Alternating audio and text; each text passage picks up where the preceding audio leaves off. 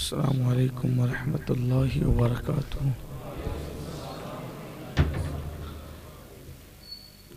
अल्हम्दुलिल्लाहि रब्बिल आलमीन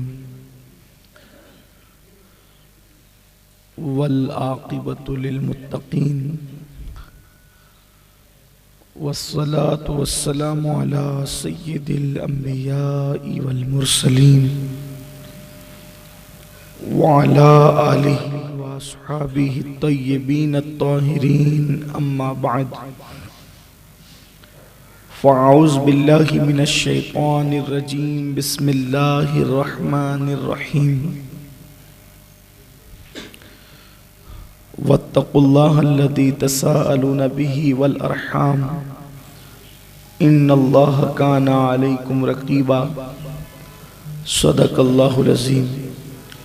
गौसे आज़म बमने बेसरो सामा मददे क़िबले दी मददे काबे ईमा मददे इंतज़ारे करमे तुस्त मने ऐनी राह ए खुदा जुओ खुदा बीनो खुदा दा मददे बगिरदा बेबला उफ्ताद कश्ती मदद कुन या मुईनुद्दीन चिश्ती।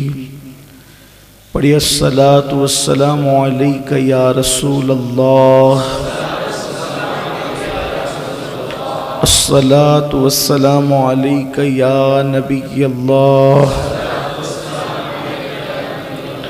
अस्सलातु वस्सलामु अलैका या हबीब अल्लाह व अला आलिका व अस्हाबिका या नूर अल्लाह सल्लल्लाहु तआला अलैहि वसल्लम।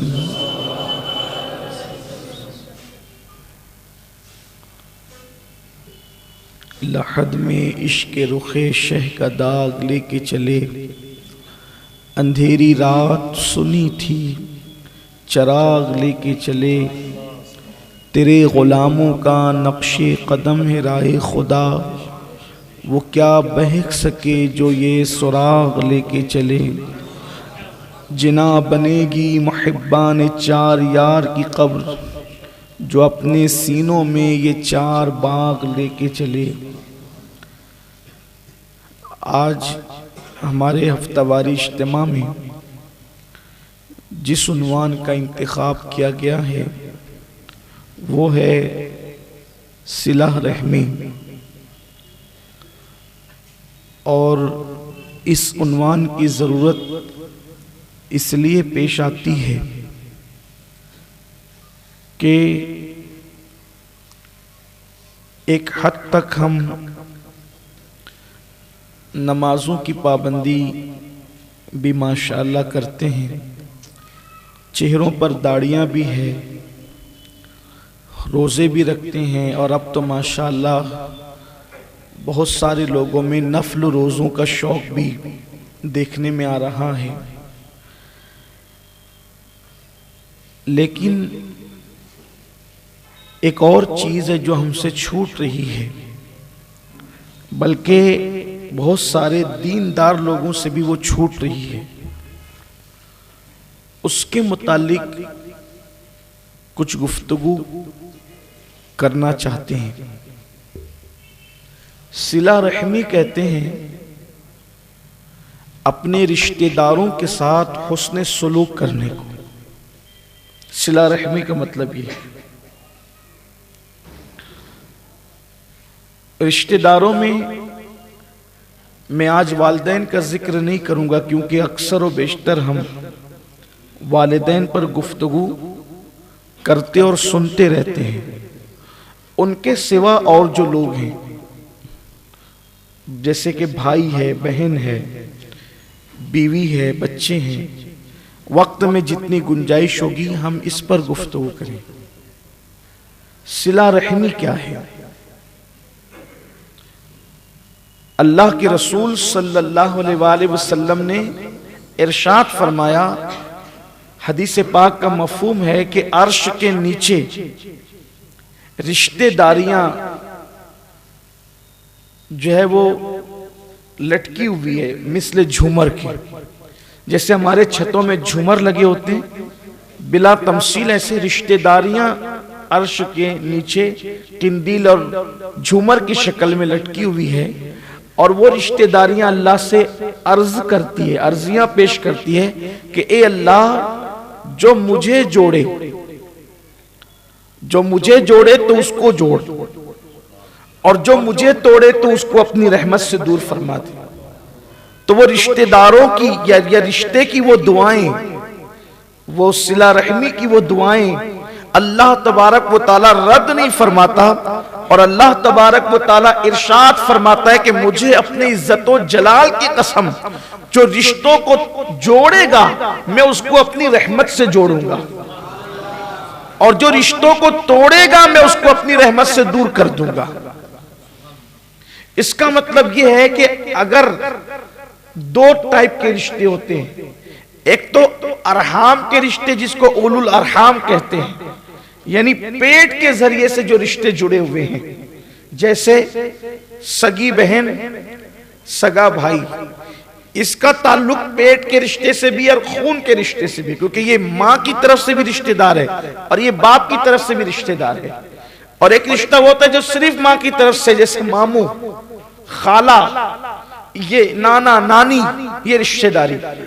और एक रिश्ता वो होता है जो सिर्फ खून की वजह से होता है, चचा चची, फूफी, ये सब रिश्तेदारी, दादा दादी वगैरह, ये सब रिश्तेदार, इनके रिश्तों को भी निभाना हम पर वाजिब करार दिया गया है।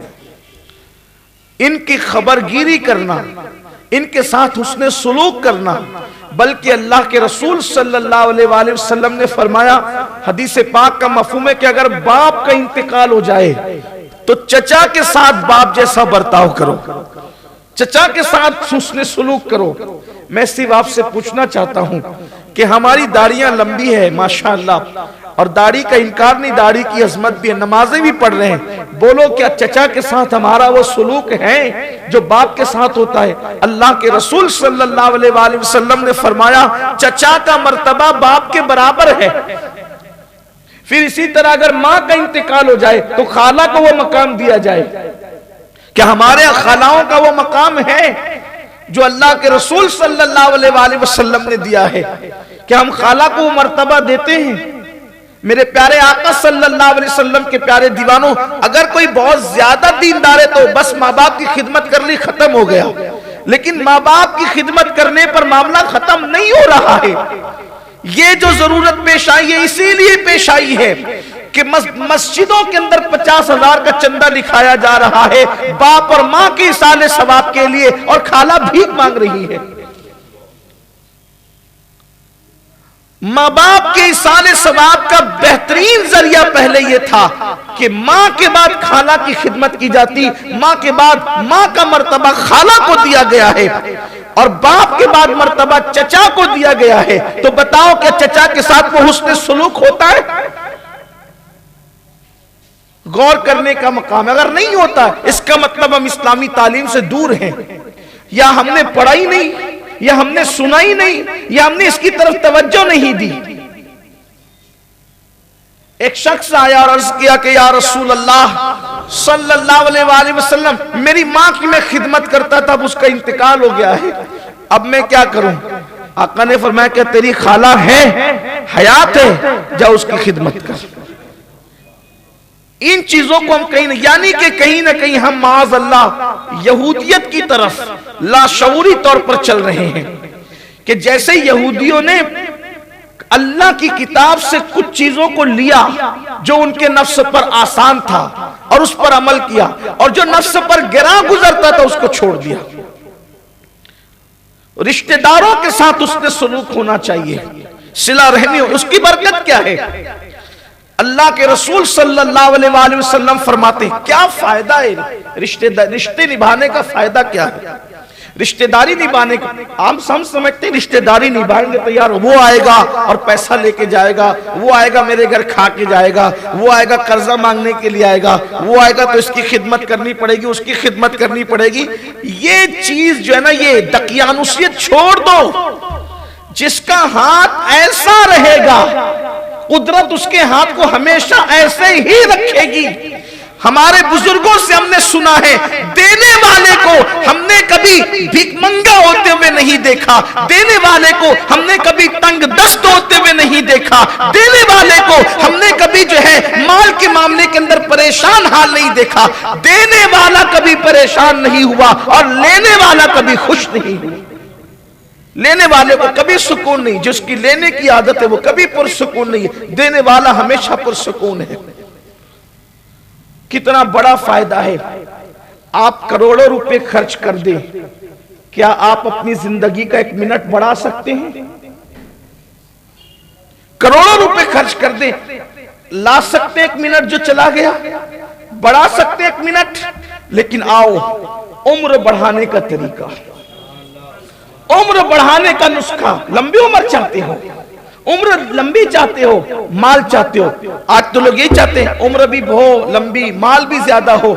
मेरे करीम आका मालिक मुख्तार नबी सल्लल्लाहु अलैहि वसल्लम का फरमान है, जो चाहता है कि उसका माल बढ़े और उसकी उम्र बढ़े, जो चाहता है कि उसका माल बढ़े और उसकी उम्र बढ़े, वो अपने रिश्तेदारों के साथ हुस्ने सुलूक करे, सिला रहमी करे, यानी भाई बहन के साथ, बीवी बच्चों के साथ, माँ बाप के साथ, घर वालों के साथ, रिश्तेदारों के साथ, जो रिश्ते तुमसे जुड़े हुए हैं, खून के रिश्ते, दूध के रिश्ते, उन रिश्तेदारों के साथ हुस्ने सुलूक करो। जो हुस्ने सुलूक करेगा, मेरे आका फरमाते हैं, अल्लाह उसका माल भी बढ़ा देगा और अल्लाह उसकी दौलत में भी इजाफा फरमाएगा, उसकी उम्र में भी इजाफा फरमाएगा। यहां तक फरमाया गया, अगर रिश्तेदारों के साथ कोई अच्छा सलूक कर लेता है, उसकी उम्र सिर्फ 3 दिन रह जाती है। 3 दिन किसी की उम्र रह गई, उसने सलूक करता है रिश्तेदारों के साथ, वो 3 दिन की उम्र बढ़ाकर 30 साल तक कर दी जाती है। उम्र बढ़ रही है उसने सलूक करने से। और कुछ ऐसे लोग हैं कि जिनकी उम्र लंबी होती है, लेकिन रिश्ते तोड़ना, रिश्तों को मुनक़ते करना, जा तू मेरा नहीं, जा तू मेरा नहीं, ये तू मेरा नहीं वाला इस्लाम में है ही नहीं। इस्लाम तो जोड़ने के लिए है। थोड़ी सी कुछ होगी कि तू मेरा नहीं, भाई को कह दिया तू मेरा नहीं, फुलाओ कह दिया तू मेरा नहीं, ये नहीं है। इस्लाम जोड़ने की बात करता है। देखो हुजूर अलैहिस्सलाम ने कैसे रिश्ते निभाए। फतेह मक्का के दिन, फतेह मक्का के दिन सारे दरवाजे खुले थे सरदारान कुरैश के, क्योंकि हुजूर अलैहिस्सलाम फातिहाना शान से मक्के में दाखिल हुए। आज अल्लाह के रसूल अलैहिस्सलाम को कोई रोक नहीं सकता था। सबके दरवाजे, हिजरत की रात सबके दरवाजे बंद थे और फतेह मक्का के दिन सबके दरवाजे खुले हुए थे। तवज्जो करना, रिश्ते निभाने के बारे में, रिश्तेदारी, रिश्तेदारी कैसे निभाई जाती है हुजूर से सीखो। और हमने तो सब उन्हीं से सीखना है। हमने कहा कोई किसी सीरियल से सीखना है। सीरियल से वो सीखे जिनके यहाँ खुद कोई उसूल और ज़ाब्ता मौजूद ना हो। नचनियों से हम क्या सीखें, जो अपने माँ बाप के ना हुए वो हमें क्या सिखाएंगे। हमने तो सीखना आमिना के लाल से है, महबूब किरदगार से है। रिश्ते निभाने का अंदाज देखो, देखो तवज्जो करो, रिश्ता कैसे निभाते हैं हुजूर अलैहिस्सलाम। हिजरत की रात निकल आई मेरी जबान से, उस पर भी गुफ्तगू कर लूं। हिजरत के लिए निकल रहे हैं तो बिस्तर पे किसी दूसरे को नहीं सुलाया, अपने रिश्तेदार को सुला। अपना बिस्तर अपने रिश्ते के भाई को अता किया। और फतेह मक्का के दिन सबके घर खुले हुए, मेरे घर आए। अल्लाह के रसूल अलैहिस्सलाम किसी के घर नहीं गए। उस वक्त अपनी चचाजाद बहन हजरत उम्मे हानी के घर गए। हालांकि औरों के घर में जाते, मालदारों के घर में तो बहुत कुछ खाने पीने की चीजें मिल सकती थी। उस दिन उम्मे हानी के घर में खाने के लिए कुछ नहीं था, लेकिन हुजूर गए उन्हीं के घर, रिश्ता निभाया। रिश्ते का कितना ख्याल फरमाए। इसको इस एंगल से भी तो हम देखें, हदीस को जिस जाविये से देखें, आप वो फूल ले सकते, वो मोती निकाल सकते। हदीस की शान यही है कि हदीस मुबारका को आप जिस एंगल से देखेंगे, जिस जाविये से देखेंगे, जिस जाविये निगाह से देखेंगे, आपको उससे वो निकात मिलते हुए नजर आएंगे। हुजूर अलैहिस्सलाम उम्मे हानी रदी अल्लाह ताला अन्हा के घर रुके। ये मौला अली की बहन है, मौलाए कायनात की सगी बहन है उम्मे हानी रदी अल्लाह ताला। उनके घर रुके और फिर उनसे पूछा खाने के लिए कुछ है? तो अर्ज़ की कि हुजूर कुछ भी नहीं है, कुछ सूखे टुकड़े हैं। और कहा वही ले आओ। और फातिह मक्का ने उस दिन जब वो सूखे टुकड़े चबा करके खाए, लेकिन अपने रिश्तेदारों के यहां रुकना पसंद फरमाया। फिर उसके बाद देखें हलीमा सादिया के साथ जो सुलूक किया, हलीमा सादिया की बेटी के साथ जो सुलूक किया, हालांकि वो तो दूध का रिश्ता था। एक मुझे रिवायत याद आई, हुनैन की जंग में जब जंग हुनैन हो गई तो हुनैन की जंग में इतना माल हाथ आया कि शायद उससे पहले इतना माल कभी हाथ नहीं आया था। लेकिन हुजूर अकरम सल्लल्लाहु अलैहि वसल्लम की आदत करीमा थी कि जब माले गनीमत हाथ आता तो हुजूर वहीं के वहीं सब तकसीम कर देते सहाबा में। एक जंगे हुनैन का माले गनीमत था जिसको अल्लाह के नबी सल्लल्लाहु अलैहि वसल्लम ने कई दिन तक तकसीम नहीं किया, इंतजार किया। रिवायतों में यहां तक आता है 10 या 15 दिन तक के वो माल ऐसे ही पड़ा रहा। लोग सोचते थे कि हुजूर तकसीम क्यों नहीं करते, हुजूर तकसीम क्यों नहीं करते, हुजूर तकसीम क्यों नहीं करते। हुजूर अलैहिस्सलाम के ज़हन में ख्याल था, जो हुजूर अलैहिस्सलाम उसका इजहार नहीं कर रहे थे। ख्याल ये था कि ये जगह हलीमा सादिया के रिश्तेदारों की है, तो हलीमा के बहुत सारे रिश्तेदार कैदी बनकर आए जो दूध के रिश्ते से मेरे चचा ताया लगते है। काफिर, तवज्जे करें आप, है काफिर, खून का कोई रिश्ता नहीं है, दूध का रिश्ता है, पेट का भी रिश्ता नहीं है, दूध का, सिर्फ दूध का रिश्ता है। रजाई मां के खानदान के लोग रिश्तेदार हैं, चचा ताया लगते हैं। अल्लाह के हबीब अलैहिस्सलाम ने इंतजार फरमाया देर तक, कई दिन तक, बिलाखिर कोई ऐसी सूरत न बनी तो हुजूर अलैहिस्सलाम ने फिर सहाबा को तकसीम कर दी। इधर माले गनीमत तकसीम हुआ, उधर हलीमा सादिया की बेटी शीमा वो आई हुजूर के पास, कहने लगी मुझे पहचानते हो, मैं आपकी बहन हूं। हुजूर अलैहिस्सलाम ने फरमाया कि तुम कैसे बहन हो? वो कहने लगी कि हलीमा की बेटी और शीमा मेरा नाम है, बचपन में आपको खिलाती थी। कहा शीमा को तो जानता हूं, लेकिन वो तुम ही हो, क्योंकि वो बूढ़ी हो गई थी। अब बचपना, जवानी और फिर बुढ़ापा तो काफी चेहरे भी तब्दील होते हैं, और वो बूढ़ी हो गई थी। और कहा कि क्या तुम कोई ऐसी खास बात बता सकती हो जिससे मैं तुम्हें पहचान लूं कि तुम ही शीमा हो? उन्होंने कहा एक बात मेरे और आप ही के दरमियान है, सिर्फ आपका बचपना था और आपको मैं जबरदस्ती कहीं ले जाना चाहती थी और आप नहीं आना चाहते थे, तो मैंने आपको अपने कंधे पे बिठाया और लेकर चलने लगी, तो आपने मेरे पुष्ट पर जो है अपने दांत अक़दस के निशान डाल दिए। वो निशानों का असर अब भी है। हुजूर अलैहिस्सलाम मुस्कुरा पड़े और फिर आंखों में आंसू भी आ गए कि तुम इस हालत में हो।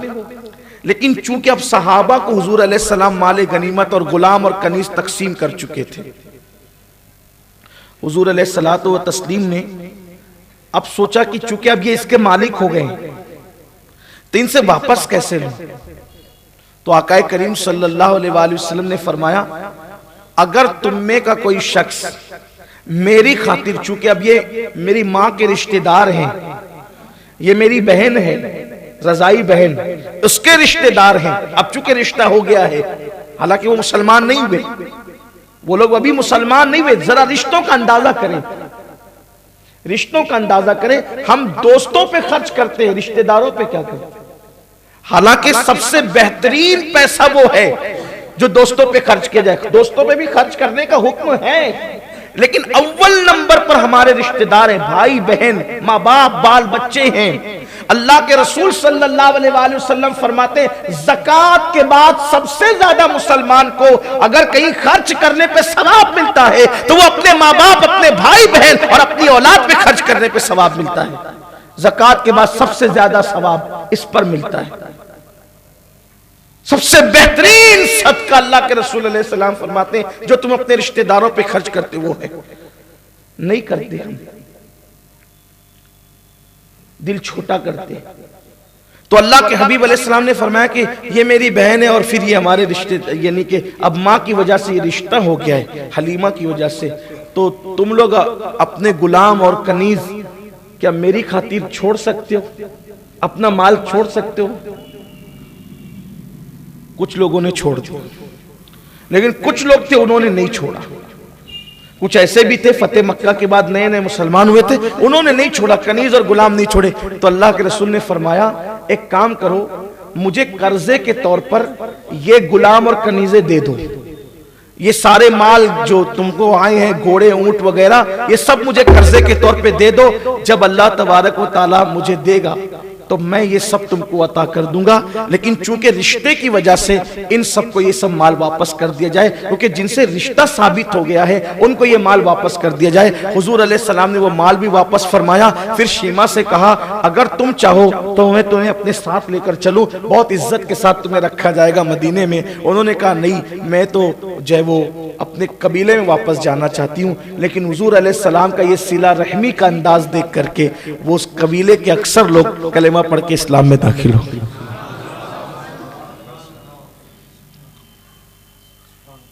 कहीं ना कहीं हम दीन से दूर होते, कुछ चीजों को ले रहे हैं, और इसका सिला क्या है, रिश्तों को निभाने का सिला क्या है?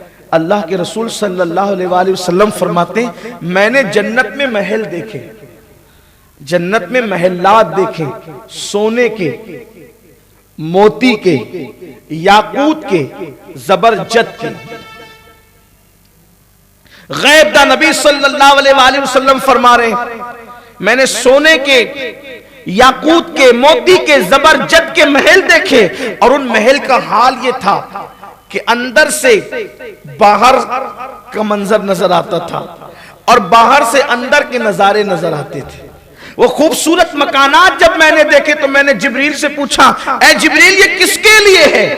अर्ज किया या रसूल अल्लाह सल्लल्लाहु अलैहि वसल्लम ये आपकी उस उम्मत के लिए, उन उम्मतियों के लिए है जो लोग सिला रहमी करते हैं, एक दूसरे के साथ रिश्ता निभाते, रिश्तों को निभाने की कोशिश करते हैं और फिर सलाम को आम करते हैं, रिश्ता निभाते सलाम को आम करते हैं। अल्लाह अकबर। और मेरे आका सल्लल्लाहु अलैहि वसल्लम से जिब्रील अमीन ने बहुत खूबसूरत बात अर्ज की कि या रसूल अल्लाह ये वो लोगों के लिए महल्लात हैं, रिश्ता निभाने वाले, सलाम को आम करने वाले, और जब सब सो जाएं, जब सब सो जाएं तो उस वक्त नमाजों का एहतमाम करने वाले, उनके लिए महल है। और आका ये महल में अल्लाह उनको दाखिल फरमाएगा जब वो लोगों से गुफ्तगू करते हैं तो बड़ी नरम नरम गुफ्तगू करते हैं, अच्छी गुफ्तगू करते हैं, चिल्ला चिल्ला करके सख्त गुफ्तगू नहीं करते, बल्कि वो नरमी के साथ गुफ्तगू करते हैं, मीठी मीठी बातें करते हैं।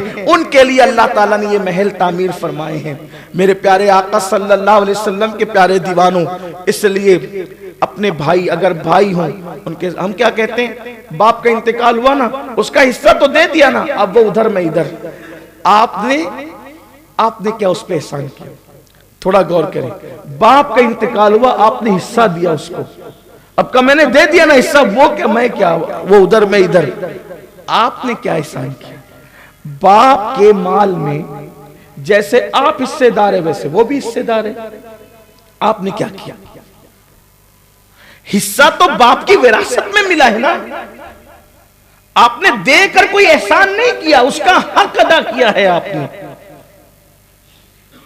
जैसे आपका हक है वैसे उसका हक है, जैसे उसका हक है वैसे आपका हक है। आपने बाप की विरासत दे के कोई एहसान नहीं किया, हकदार को हक दिया। अब आप बहैसियते भाई अपने भाई के साथ उसने सुलूक क्या करेंगे? आप बहैसियते भाई अपनी बहन के साथ उसने सुलूक क्या करेंगे? अल्लाह तबारक व ताला का ऐलान है, मुस्तफा जान रहमत सल्लल्लाहु अलैहि वसल्लम फरमाते हैं कि अल्लाह तबारक व तआला अपनी जात की कसम उठा के फरमाता है, कसम है मुझे अपनी इज्जत व जलाल की, जो सिला रहमी करेंगे मैं उनकी उम्र में इजाफा करूंगा, उनके माल में बरकत दूंगा और उनके घर हमेशा आबाद रहेंगे। रिश्तेदारों के साथ उसने सलूक करने वालों, अपना अपना मत देखो, अपने बच्चों का सिर्फ मत देखो कि सिर्फ मैं मेरे बच्चे, नहीं, अगर अपने घर की आबादी चाहते हो, अल्लाह के रसूल फरमा रहे कि अल्लाह ने कसम उठा करके फरमाया कि जो सिला रहमी करेगा मैं उसका घर हमेशा आबाद रखूंगा, मौत के वक्त तो उसकी सख्तियों को आसान कर दूंगा, मौत के वक्त उस पर आसानियां पैदा करूंगा और उसके लिए जन्नत के दरवाजे क़यामत में खोल दूंगा और ऐलान किया जाएगा, रिश्तेदारों के साथ उसने सुलूक करने वालों आओ और अल्लाह की जन्नत में दाखिल हो जाओ। इसीलिए फरमाया पहले सदका दो तो रिश्तेदारों को दो, ज़कात दो तो ज़कात में भी पहले गरीब रिश्तेदारों को तलाश करो, ढूंढो। अपनी गुफ्तगू को आगे बढ़ाने से पहले एक बात कहता हूं, अभी बहुत शोर हो रहा है पूरे हिंदुस्तान में कि मुस्लिम लड़कियां मुर्तद हो रही है। एक शोर है, मुस्लिम लड़कियां मुर्तद हो रही। यकीनन जो हो रहे हैं बदतरीन काम कर रहे हैं, इसलिए कि इस्लाम से फिर जाना, मुर्तद हो जाना, ये कुफ्र की सबसे बदतरीन किस्म है। काफिर कई किस्म के हैं, जो मुसलमान ही ना हुआ काफिर है वो काफिर है, उसका निकाह भी होता है, उसको जीने का भी हक है, लेकिन जो इस्लाम ला करके मुर्तद हो जाए फिर उसका निकाह किसी से नहीं हो सकता, उसका निकाह किसी से नहीं हो सकता, उसे हक नहीं है निकाह करने का। बदतरीन लोग हैं, लेकिन कहीं ना कहीं जिम्मेदार माशरा और समाज भी है। इर्तिदाद की कई वजूहात हैं। नंबर एक, इर्तिदाद जिस रास्ते से हो रहा है, शादी उसका बहाना बन रही है।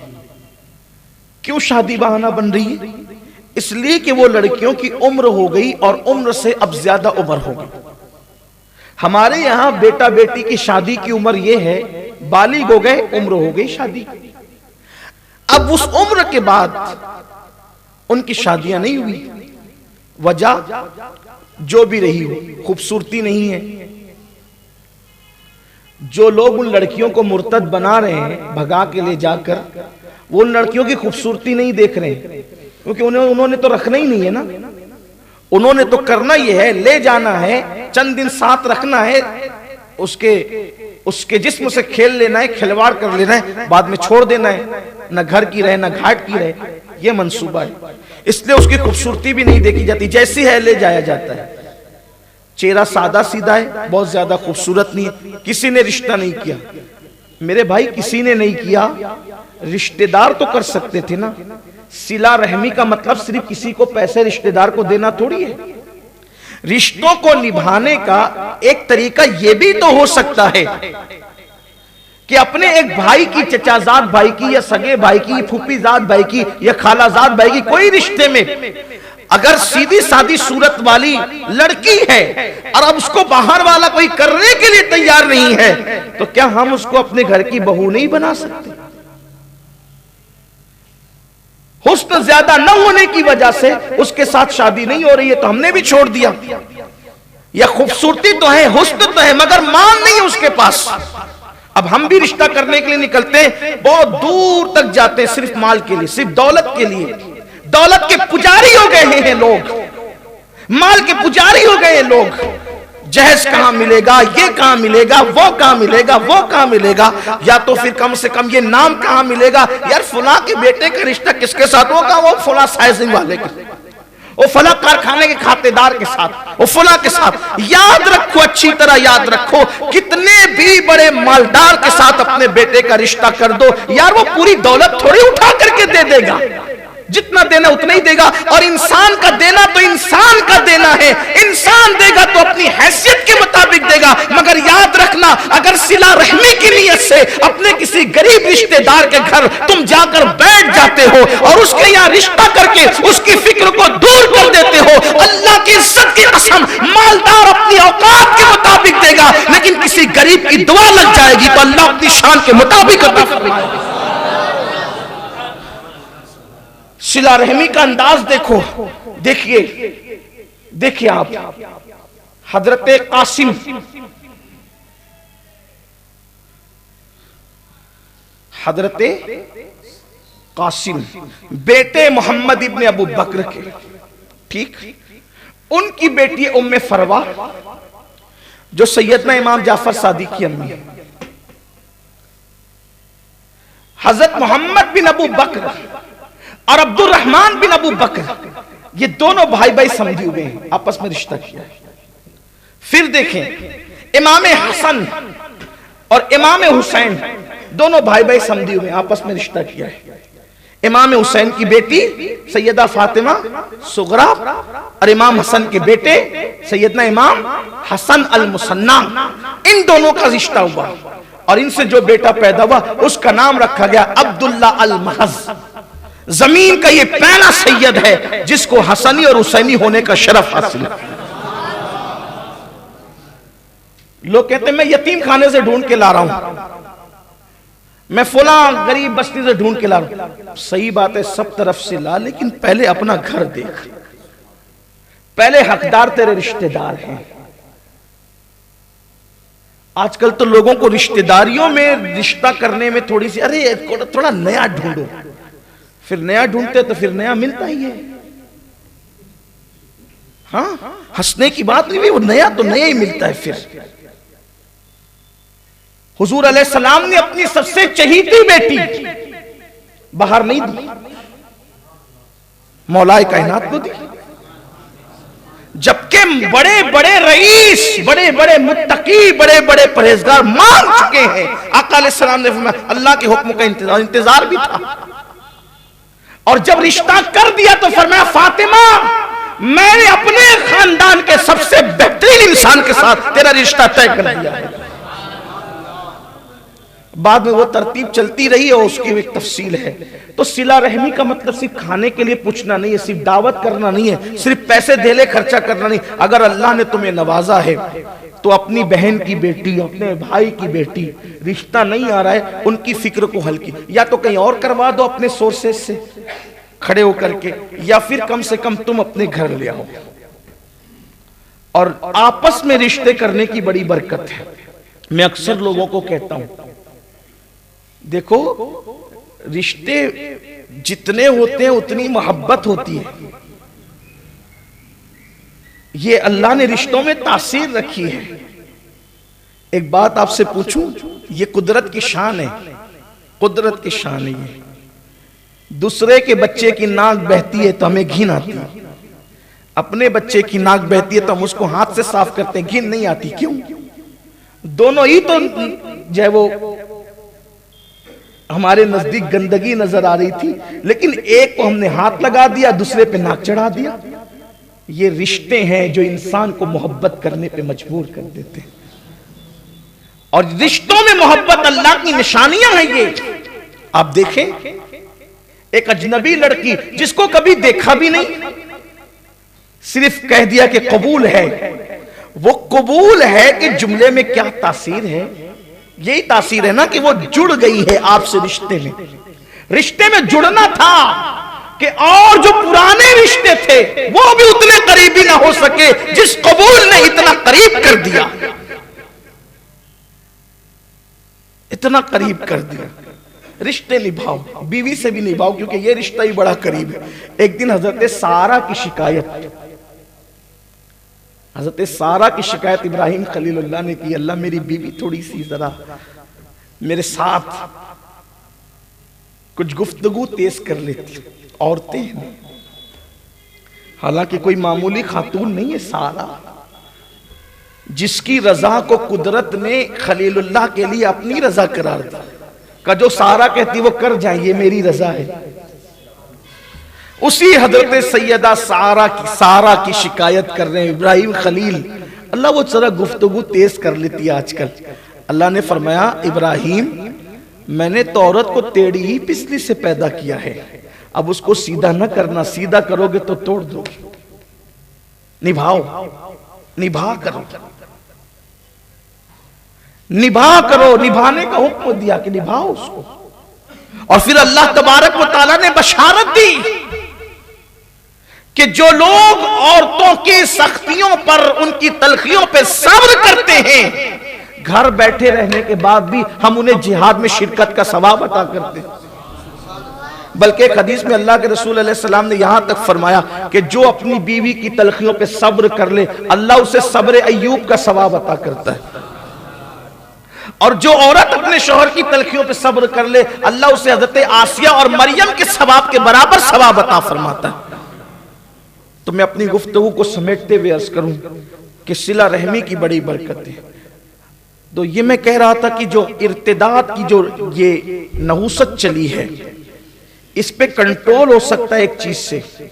हर मालदार अपने माल का असर अपने रिश्तेदारों पर जाहिर करे, सदका रिश्तेदारों को देने में अव्वलियत दे। मैं समझता हूं हर मालदार अगर अपनी फैमिली संभाल ले, इंशाअल्लाह तबारक व तआला होगा ये कि सब लोग खुशहाल हो जाएंगे। क्योंकि अल्लाह ताला ने मुसलमानों में इतने ज़कात देने वाले पैदा किए हैं कि हर आदमी, 2-4 आदमी मिलकर अपना पूरा खानदान संभाल सकते। गुर्बत का खात्मा होगा। अगर आप चाहते इर्तिदाद पर या इर्तिदाद की इस तहरीक पर बंद बांधे, तो हमारी पहली जिम्मेदारी यह है कि हम अपनी कौम को मालदार बनाएं और उससे पहले दीनदार बनाएं, मजहबी एजुकेशन दें, तब कहीं जाकर के जो है इर्तिदाद पर सिर्फ चीखने से कुछ नहीं होगा। तकरीरें इसका हल नहीं है, अखबार की तहरीर इसका हल नहीं है, यूट्यूब चैनलों पे बैठ करके इस पर गुफ्तगू करना, डिबेट करना इसका हल नहीं है। इर्तिदाद की इस तहरीक को रोकने का जरिया है कौम की बेटियों को इस्लामी एजुकेशन दो, उनको दीनी तालीम दो और फिर उनकी जरूरत पूरी करो, उनको मालदार करो, उनको पैसे से मदद करो, सपोर्ट करो। इंशाअल्लाह तबारक व तआला हम इस बदतरीन तहरीक पर अभी भी कंट्रोल कर सकते हैं। और अल्हम्दुलिल्लाह चंद एक उंगलियों पे गिनने के बराबर लोग हैं जो है वो इस तरीके से बिगड़े हुए हैं, वरना आज भी मुसलमानों की अक्सरियत अल्लाह तबारक व तआला ने ऐसी रखी है कि लोग फाका कशी से मर जाना गवारा करते हैं, लेकिन मजहब इस्लाम को छोड़ना गवारा नहीं करते। आज भी ये गैरत मौजूद है। गुफ्तगू को समेटते हुए अर्ज करूं, सिला रहमी की बरकतें आपने देख ली, उम्र बढ़ेगी, माल बढ़ेगा, मौत के वक्त सख्तियां कम होगी, मौत में आसानी पैदा होगी। लेकिन अगर कोई बंदा सिला रहमी न करे, यानी भाइयों का ख्याल न करे, बहनों का ख्याल न करे, उसका अंजाम क्या है? एक रिवायत में आता है कि एक बुजुर्ग थे जो मक्कतुल मुकर्रमा में रहते थे। यहां थोड़ा ध्यान से सुनिएगा आप, इसलिए कि एक हद तक माँ बाप के साथ उसने सुलूक हो रहा है, लेकिन भाई बहनों के साथ उसने सुलूक नहीं हो रहा। मैं अक्सर देख रहा हूं कि अक्सर भाइयों की भाइयों से बातचीत बंद है, मिलते हैं तो खिलखिला के मिलते भी नहीं है। बहन आ जाए तो फिर माथे पे शिकन आना, साली आ जाए तो बड़ा मजा आता है, बहन आ जाए तो बड़ी तकलीफ होती। बल्कि साली के आने पर डिश पकने का, किचन का मिजाज देख लें, बहन के आने पर किचन का मिजाज देख लें। मैं औरतों से भी कहता हूं, औरतें क्यों तफरीक करती है शौहर के रिश्तेदारों में और खुद के रिश्तेदारों में? अगर तुम अपने शौहर को रोक रही हो उसके रिश्तेदारों के साथ उसके सलूक करने से, तो तुम उन रिश्तेदारों का कुछ नहीं बिगाड़ रही हो, बल्कि तुम अपने शौहर को जहन्नमी बना रही हो। क्या एक बीवी का ये तकाजा था मोहब्बत का कि वो अपने शौहर को जहन्नमी बनाए?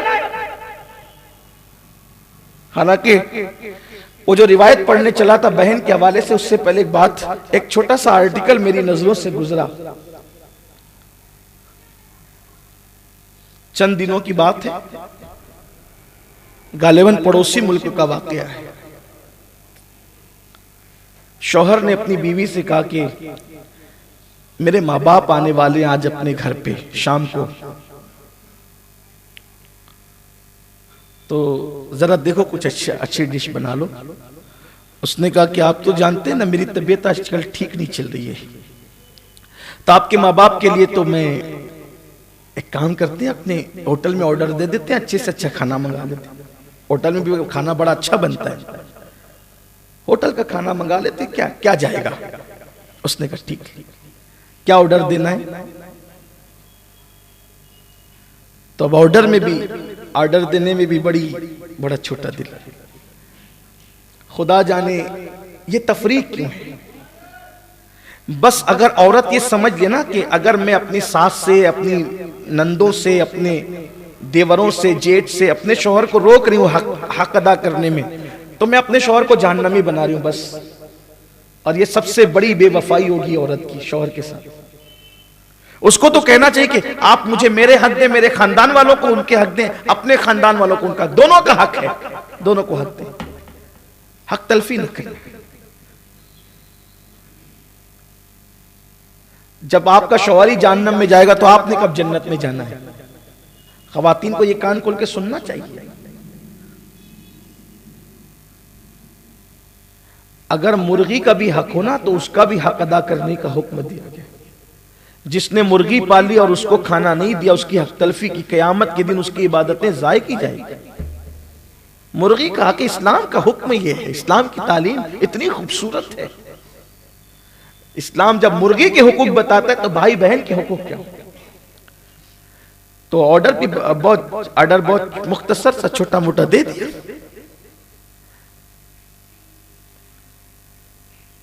और औरतों में झूठ मूठ के बीमार बनने का रिवाज तो माशाल्लाह आम ही है।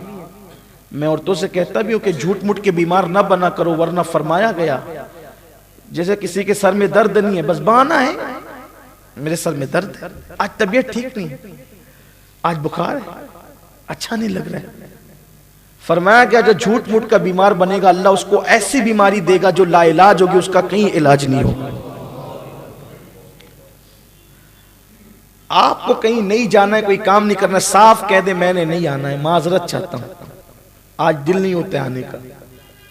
बंदों की खुशी के लिए अल्लाह की नाराजगी क्यों मोल लेते। तो उसने भी कहा आजकल तबीयत ठीक नहीं चल रही है, होटल में ऑर्डर देते, दे दिया होटल में ऑर्डर। शाम को शौहर खाना भी लेकर आया। थोड़ी देर के बाद उस औरत के माँ बाप आ धमके, सास ससुर तो नहीं आए, उसके खुद के माँ बाप आ गए। शौहर बैठा हुआ था तो फौरन उस खातून ने कहा अरे तुम लोग इत्तला के बगैर आके फोन तो करते, कम से कम फोन करना था तब आते। तो उसकी मां ने कहा कि हमने सुबह को फोन तो किया था, दामाद जी ने फोन उठाया था, हमने उनको बता दिया कि हम शाम को आने वाले हैं। तो इसके तो आंखें तन गई, क्यों जी आपने मुझे बताया नहीं कि मेरे माँ बाप आने वाले। अगर बताते तो जरा मैं अपने माँ बाप के लिए कुछ तो किचन में कुछ अच्छा खाना बनाती, ये मुए होटल वाले कोई अच्छा खाना बनाते। तो तब शौहर ने मुस्कुरा के कहा अगर मेरे माँ बाप होटल का खाना खा सकते हैं तो आपके माँ बाप भी खा सकते हैं। सिर्फ मैंने आपको इबरत के लिए कहा था कि मेरे माँ बाप आ रहे हैं, ताकि आपका ज़र्फ देखूं कि मेरे माँ बाप के लिए आपके दिल में क्या है और आपके माँ बाप के लिए दिल में क्या है। जैसे आपके जज्बात अपने माँ बाप के लिए हैं, वैसे मेरे जज्बात मेरे भी माँ बाप के लिए हैं। तो इस तरह ना किया जाए। मेरी गुजारिश है ससुराल वालों के साथ भी अच्छा सलूक करो, भाई बंदों के साथ भी अच्छा सलूक करो। तो अर्ज करने चला था, वो रिवायत जो पढ़ रहा था वो ये कि एक बुजुर्ग थे, वो फरमाते हैं कि एक अजमी बुजुर्ग मक्के में मुकीम हो गए। अब जरा ध्यान देना, मक्के में मुकीम हो गए। बहुत बड़े वली थे, वो वली कहलाते थे, बहुत बड़े वली थे। पूरी पूरी रात वो काबे का तवाफ करते थे। कुछ याद रहे न रहे ये बात जरूर याद रख लेना, और खवातीन तक अगर बात जारी हो तो अल्लाह करे वो भी याद रखे। मक्के में रहते हैं, पूरी पूरी रात काबे का तवाफ करते हैं, कुरान पढ़ने में दिन गुजर जाता है, दिन को रोजा रखते हैं, पूरा दिन रोजे से पूरी रात मक्के में। मक्के की जहां की एक नेकी 1 लाख नेकी के बराबर। तो वो बुजुर्ग कहते हैं कि उस अजमी बुजुर्ग को जो इतने नेक थे, मुत्तकी थे, परहेजगार थे, जब मैं सफर के लिए निकला तो मेरे पास सोना बहुत ज्यादा था, थैली भर के सोना था। मैंने सोचा ये बंदा बड़ा नेक है, बड़ा परहेजगार है, अल्लाह का बरगजीदा बंदा है, दिन भर रोजे से रहता है, रात भर तवाफ और तिलावत में मसरूफ रहता है, कितना नेक है, मक्कतुल मुकर्रमा का बाशिंदा है, अल्लाह का वली कहलाता है। तो मैंने अपनी वो सोने की थैली सफर पर जाते हुए उसको सौंप दिया, तुम अपने पास रखो, मैं जब आऊंगा फिर ले लूंगा। खुदा का करना कि मैं सफर पर गया और उसी दरमियान उसका इंतकाल हो गया, उस बुजुर्ग का इंतकाल हो गया। जब मैं वापस आया तो मैंने उसके घर वालों से कहा कि वो फुला का उनका तो इंतकाल हो गया। कहा मैंने अपनी सोने की थैली रखी थी उनके पास, वो मेरी अमानत थी। कहा हमें इस बारे में कुछ भी नहीं पता, मुझे कुछ नहीं मालूम आपके सोने की थैली के बारे में, हमें नहीं पता, उनका तो इंतकाल हो गया। मक्के में इंतकाल हुआ तो तदफीन कहां हुई? मक्के के कब्रिस्तान जन्नतुल माला के अंदर, जिस कब्रिस्तान में दफन होने के लिए बड़े बड़े औलिया दुआ करते हैं। क्यों? हरम की पुष्ट पर है वो कब्रिस्तान। लेकिन कान खोल के सुन लो, वली कहलाने वाला, रात रात भर काबे का तवाफ करने वाला, दिन दिन भर रोजा रखने वाला, वो बुजुर्ग कहते हैं कि मुझे बड़ा गम था कि मेरी सोने की थैली मैंने दी और उसका इंतकाल हो गया, अब मैं क्या करूं? तो मेरी मुलाकात हजरत मालिक इब्ने दीनार से हुई। हजरत मालिक बिन दीनार से मैंने कहा कि हजरत बड़ा परेशान हूं, अब क्या मसला है आपका? कहा कि इतनी बड़ी तादाद में, इतना वजन में सोना मेरे पास था, एक बुजुर्ग को मैंने दिया और उनका इंतकाल हुआ। बहुत बड़ा मुत्तकी परहेजगार, वो वली था, बड़ा परहेजगार था, रात रात भर तवाफ़े काबा में लगा रहता था। अब पता नहीं कहाँ हुआ, वो उसके बच्चे कहते हैं कि हमें कुछ नहीं पता। हजरत मालिक बिन दीनार ने कहा चूंकि हम रहते मक्के में ही है, हजरत मालिक को दीनार कहते हैं मक्के में रहते, आसान है। तुम कह रहे हो ना कि वो वली था, नेक था, रात रात भर इबादत करता था, दिन को रोजा रखता था। जब जुमा की शब आए, शबे जुमा आए, तो रुकने यमानी और मकाम इब्राहिम के दरमियान जब कोई ना हो, वहां शबे जुमा में आधी रात के बाद वहां खड़े होकर उसका नाम लेकर पुकारना। अगर वो जन्नतियों में से होगा, नेक होगा, वली होगा, तो वो तुम्हें आवाज देगा, वो तुमसे बात करेगा। क्योंकि शबे जुमा में मोमिनों की, जन्नतियों की रूहें रुकने यमानी और मकाम इब्राहिम के पास जमा होती है। अगर बात करना हो तो मौका देखना कि जब कोई ना हो पुकारना, इंशाअल्लाह जरूर वो आपको आवाज लगाएगा। शबे जुमा का इंतजार हुआ, शबे जुमाई निस्फ शब गुजरी, भीड़ छटी, लोग हटे, तो इस शख्स ने, जो दूसरे बुजुर्ग थे, वली थे, उन्होंने आवाज लगाई, ए फुला, मुझसे बात कर, तू कहां है? कोई जवाब नहीं आया, कोई जवाब नहीं आया। जब कोई जवाब नहीं आया तो ये वापस आए, हजरत मालिक बिन दीनार से मिले। मालिकुन दीनार ने कहा इन्ना लिल्लाहि व इन्ना इलैहि राजिऊन। जिसको तुम वली कह रहे हो अपनी मर्जी से, अपने दिमाग से, अपनी सोच से, अपनी फिक्र से, होता है ना ऐसा, किसी की नेकी परहेजगारी देख करके हम भी उसको वली कहने लगते हैं। वली कहने में किसी को जल्दी मत किया करो।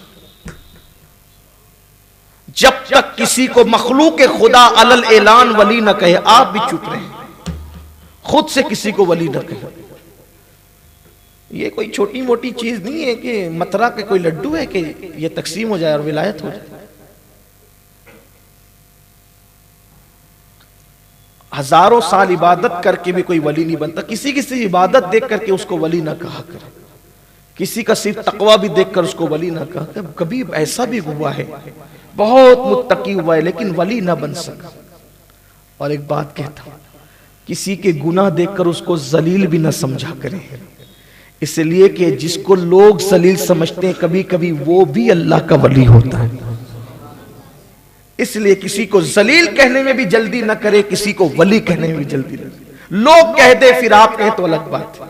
इसलिए कि कहा गया कि खल्के खुदा की जबान नक्कारा समझा जाता है, नक्कारा खुदा समझा जाता है। फिर सब लोग कहें, जब खुदा किसी को वली बनाता है तो लोगों की जबान पे खुद ही आता है कि ये वली है, लोग कहने लगते हैं उसको। वली की एक पहचान ये भी है कि लोग की जबान बेसाख्ता कहती है ये अल्लाह का वली, कुदरत कहलवाती है, फाइल हकीकी कहलवाता है कि अल्लाह का वली। आप लेकिन जल्दी न कर। तो कहा कि मालिक बिन दिनार ने कहा, जिसको तुम वली समझ रहे थे या वली कह रहे थे, वो वली न था। रात रात भर इबादत तो करता था लेकिन वो जन्नती न था। रात रात भर काबे का तवाफ करता था लेकिन वो जन्नती न था। वो अजाब में गिरफ्तार है, जाओ। वो अजाब में गिरफ्तार है, जाओ यमन जाओ। और यमन में एक कुआं है जिसका नाम बीर बरहूत है। यमन में कुआं है जिसका नाम बीर बरहूत है, वहां जाओ और वहां जाकर के आधी रात के बाद आवाज लगाना, ए फुला मुझसे बात कर। फिर देखो तुझसे बात करेगा। दो ही चीज है, या तो रूहें जन्नतियों की यहां मिलेगी या तो जहन्नमियों की रूहें, यही दो जगह है। अगर बात कर रहे हैं तो कर लो। ये आप और मेरे बस की बात नहीं थी, ये औलिया का मामला है। वरना आप भी बीरे बरहूत ढूंढने लगेंगे कि जरा चलो देखें फुला सियासी लीडर कहां पर है।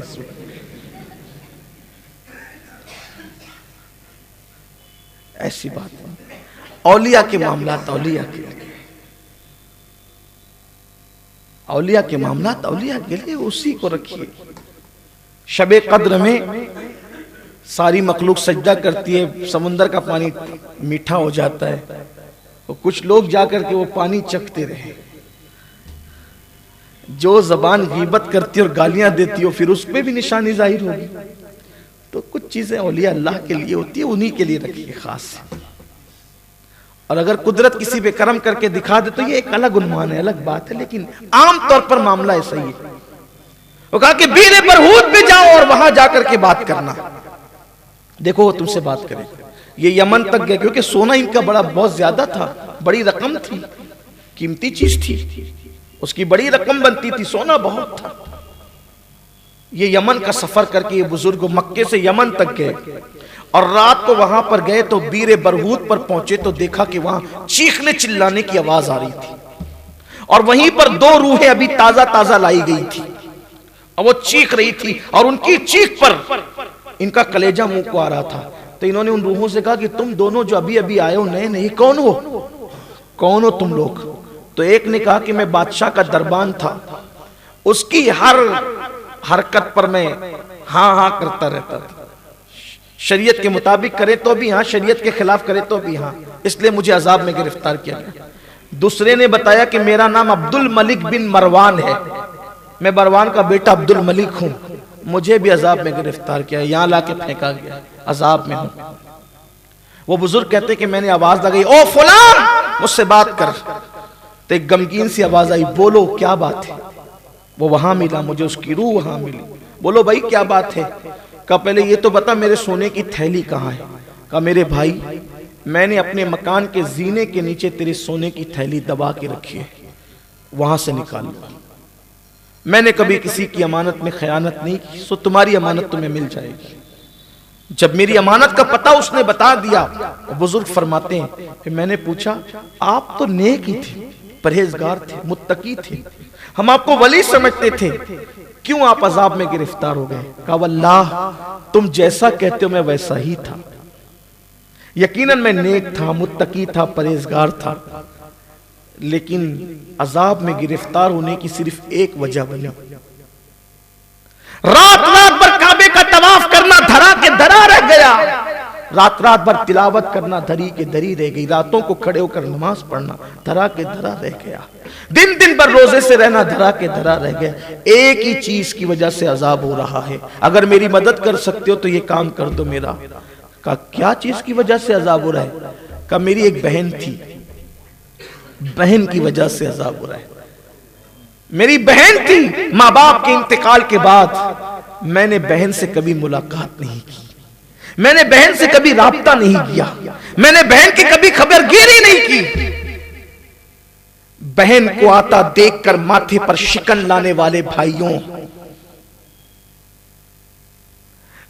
से जी और दामन चुराने वाले भाइयों, बहन भाइयों की मदद करने के लिए अपने हाथ को कंजूस करने वाले भाइयों जरा सोचो, पूरी तवज्जो अगर सिर्फ हमने नमाज रोजे की तरफ लगा रखी है तो नमाज रोजे की अहमियत अपनी जगह है, लेकिन अल्लाह के रसूल अलैहि सलाम ने हमें सिर्फ नमाज रोजा ही नहीं दिया बल्कि पूरा निजाम हयात अता किया है, पूरा दीन अता किया है अल्लाह के रसूल सल्लल्लाहु अलैहि वसल्लम ने।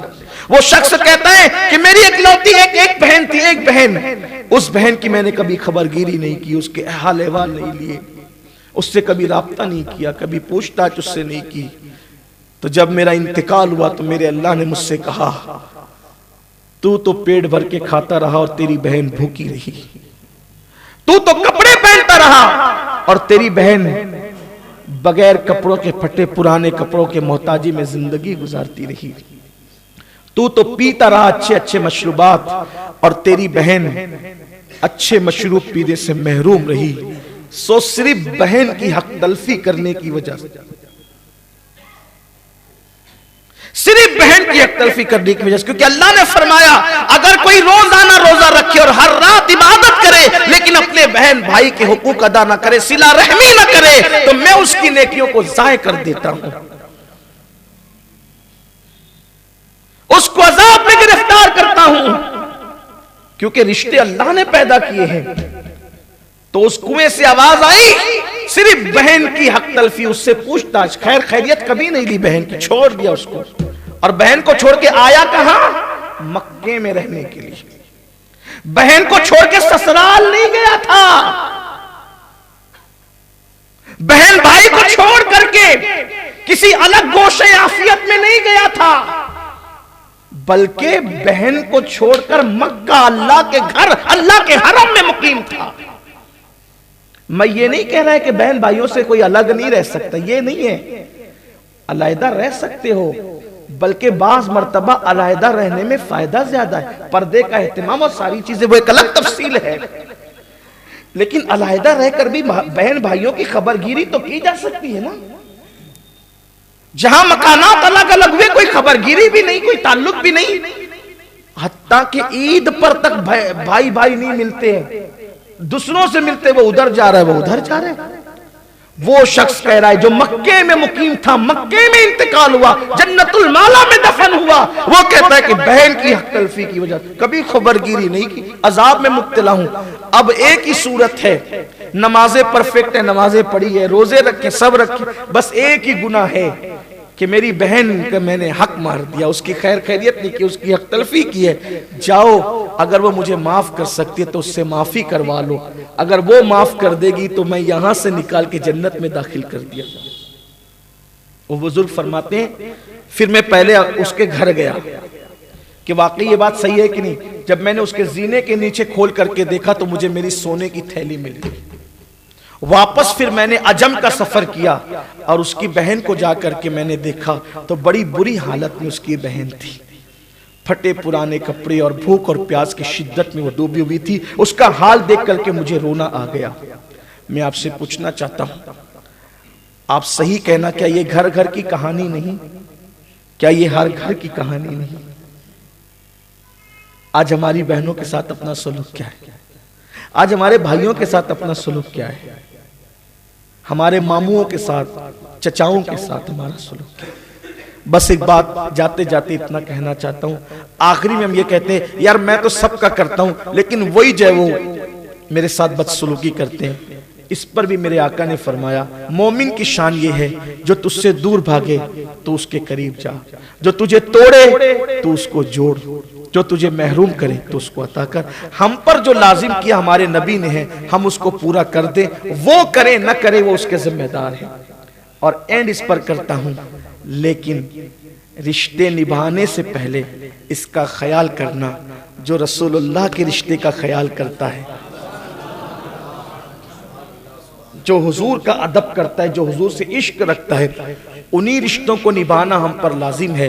वरना जो नबी को गालियां दे, हुजूर की बेअदबी करे, हुजूर की शान में तौहीन करे, उसके लिए कुरान कहता है ला तजिदु कौमन युमिनून बिल्लाहि वल यौमिल आखिर युआदून मन हादल्लाह व रसूला वलौ कानू आबाअहुम औ अबनाअहुम औ इख्वानहुम औ अशीरतहुम। कुरान ये कहता है और अगर इसकी तर्जुमानी करूं तो 2 मिसरे पढ़ दूं। कुरान क्या कह रहा है सूरह मुजादला में? कुरान ये कहता है, नबी से जो हो बेगाना उसे दिल से जुदा कर दे, पिदर मादर बिरादर जान और माल उन पर फिदा कर दे। अल्लाह ताला हम सबको तौफीक नसीब फरमाए।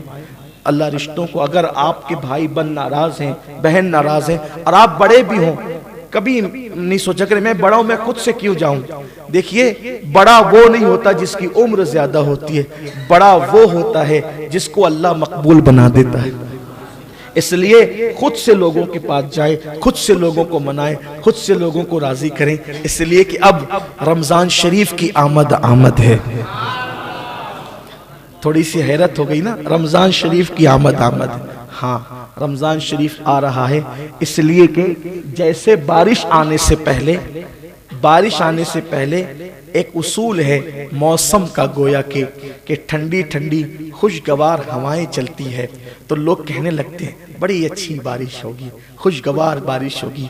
और कुदरत का अंदाज भी यही है कि जब रमज़ान शरीफ का मौसम बहार आने वाला होता है तो रजब की हवाएं चलती है, शाबान की बारिश बरसती है, फिर रमज़ान शरीफ का मौसम बहार आता है। इसलिए रमजान शरीफ की तैयारी अभी से करनी होती है, अभी से तौबा, अभी से इस्तिग़फ़ार, अभी से इबादतों का एहतिमाम। देखो 3 महीने हैं, तीनों में एक एक रात है। शबे रजब में शबे मेराज, शाबान में शबे बरात, रमजान में शबे कद्र। तो मौसम बहार जो नेकियों का रमजान शरीफ में आने वाला है, बड़ी बड़ी मुबारक सातें हैं, मगफिरत की सातें। इसलिए आज चांद, क्यों काजी साहब चांद हुआ नहीं हुआ? हाँ, हमारे सूफी मिल्लत इनको मोहब्बत से काजी दयाना कहते थे, तो इसीलिए मैंने पूछा कि चांद हुआ कि नहीं हुआ, तो बता रहे काजी साहब के चांद अभी नहीं हुआ। खैर, काजी लोग हैं, इनकी मर्जी पर है, जब चाहे दिखा दे, जब चाहे। हाँ, अल्लाह बेहतर मामला फरमाए। तो लेकिन हम लोग सुन्नी लोग हैं, हम किसी काजी के पाबंद नहीं हैं। हाँ, हम रसूलुल्लाह की हदीस के पाबंद हैं। तो चांद होगा इंशाअल्लाह, अगर कल होता है तो रजब की पहली रात होगी। और ये महीना रजब का भी बड़ा मुबारक महीना है। शुरुआत होती है ख्वाजा की छठी से, फिर 13वीं आती है तो मेरे मौलाए कायनात की विलादत का दिन आ जाता है। फिर इसी मुबारक महीने में इमाम जाफर सादिक हैं। इसी मुबारक महीने के अंदर फिर सुभान अल्लाह मिराज मुस्तफ़ा है, हुजूर के मौजज़ात में से अजीम मौजज़ा। बड़े बरकत वाले अय्याम है, बड़े बरकत वाले दिन हैं।